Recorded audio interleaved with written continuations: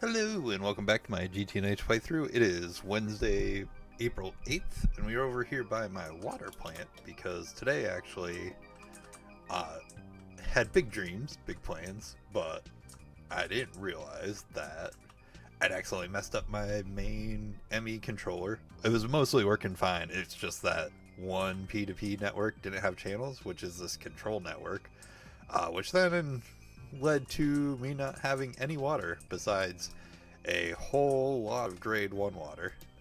We go here. It's actually kind of in here it is, 125 million. It was actually at 134 million, so I was actually voiding water, which is kind of unfortunate, but who knows how long it's. I think it was yesterday I last messed around with the controller and probably broke that, so it lasted.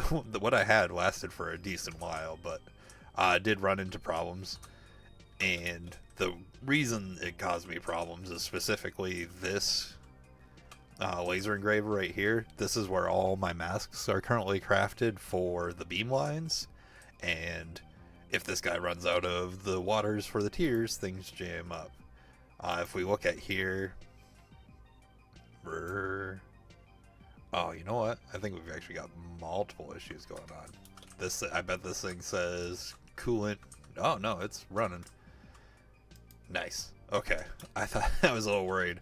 I thought I had fixed this or resolved this issue, but it does have coolant in the system. All right, we're all good. So everything's working again. And as you can, might have got a spoiler here, but the main thing that we got done today is down here. I set up another advanced assembly line specifically for infinity coils. As you see, it's got the UEV energy hatch. Luckily, that's all that's needed for it. And we're crafting a bunch. I was able to craft the first 16 pretty much first thing this morning. Was able to get this goal. Then when I did that, I noticed too that I could technically, if I needed it for some reason, make the hypogen one. Obviously, it's gonna be really slow right now because I have not set up the dimensional fuse or forge, or I can't remember if it's the forge or the quantum transformer thing, but one of the two of them apparently have a cheaper hypogen recipe. But anyways, not important right now. But either way, like looking at this, if we really needed to, not too big of a deal to make this recipe. I'm actually working on crafting UEV energy hatches as well, which actually they're done now. Sweet. So that I can upgrade the primary assembly line back underneath the main tower. That way I can start actually working towards the plasma forge. This guy, because we need UIV to do it. And then for all of its components that we need for research and stuff, also seem to require UEV over here. Plus there's a few other random things along the way that we're going to need to get. The only thing I could actually start off with is this iron singularity. Actually, here, let me start crafting that real quick.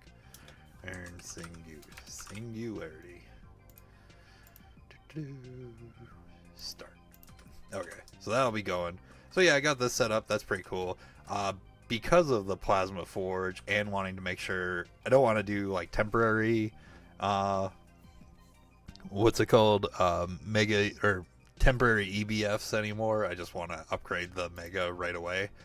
So I, as any sane person, as soon as I could, starting crafting infinity coils, I set an order for 2,920. Technically we need, I had the 16 already, so technically we need 2,936 to be able to have enough coils for both the giant plasma forge that we'll eventually need, as well as for the mega EBF. So now I have enough coils that I can upgrade the mega EBF whenever it needs to be done. You see I got 1,400 here, so that's pretty sweet. So yeah, that's this. The other major upgrade I did, and this one is more of a pet project. So if we follow this laser line here, this is what I've currently set up. And like I said, over here, for example, I want to start setting up crystal processing or crystal circuits assemblers. That way I can craft all those faster. But if we were to hop back to where this laser originates, which is underneath the old nuclear reactors where we used to power the AE2 system from, I set up this guy, this big old Lapotron battery.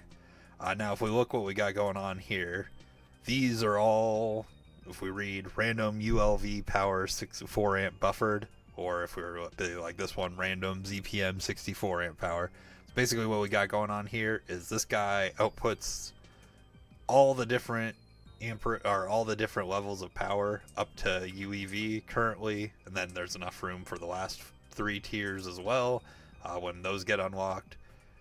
That way it's all condensed to this excuse me, this one multi-block, which will be very convenient because this will clean up a lot of channels, and has already cleaned up the channels. So I set this guy up, and then if we were to look in here and we type in like random, see all the randoms are this new labeling format I went with.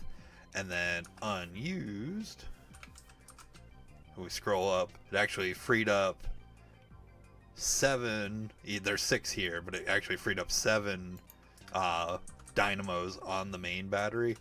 The 7th one I used already to bring power over to the fuel building for the plasma forge.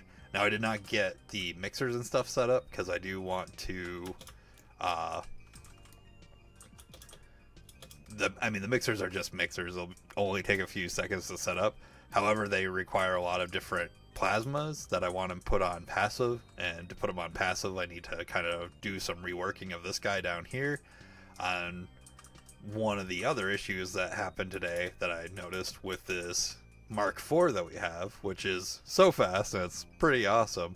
Thing is, it's a little too fast, so if we're crafting old recipes here, it actually drains the power of this. Like, you just watch it plummet. So what I did do was I crafted a bunch of 16 amp energy hatches. So tonight I want to go through and swap all these out from regular energy hatches, so it hopefully shouldn't run into any more issues. I think that should be enough. I mean, worst case, I'll pull them all off and make them 64 amp if we really gotta go crazy, but I don't want to do that. I feel like that might cause problems. I don't know if I have the power to really sustain that, or at least the power throughput anyways. But yeah, that was basically it for today. Unfortunately, because of the aforementioned water issue, a few of the things I wanted to do got kind of sidelined. For example, you can see the space elevator stuff crafted here. I want to expand the main space elevator to be able to throw more pumping modules on there, because I noticed I'm short on helium. And because this wasn't crafted, all these circuits got jammed up. But also, it's kind of weird, just kind of a random aside, is this is the first craft I started for the day. I set these to craft way after, and the coils take the same tier of circuit as these guys, but for some reason these got crafted first, which I'm not complaining, because I'd rather have these first. It's weird. Maybe there's something I don't quite understand about crafting going on there. But yeah, so I want to expand this to be able to do more pumping. I would also like to build a second one so that I can use it exclusively for crafting. So I can, because of these wetware circuits, I'm not a big fan of these. I want to go to the optical circuits, and I want to just like paralyze and go crazy and make it so optical circuits are way faster and more efficient to go that route. But to do that, I think I'm just going to build a second space elevator dedicated to crafting optical circuits, and that'll be sweet. But yeah, that's basically all I got done for today. Pretty short episode, but still good progress. It's nice to have the infinity coils. I believe those were going to be needed to be able to craft this thing. I don't know specifically what's in here, but I believe there are a couple things somewhere, because it was requiring it to unlock, I will say, like if you look at the craft thing. So I'm not sure what in this recipe needs infinity coil, but there's got to be something here, and I'm sure I'll figure it out sooner than later. But anyways, thank you for watching. Hope everybody has a good night, and I will see you tomorrow. Goodbye.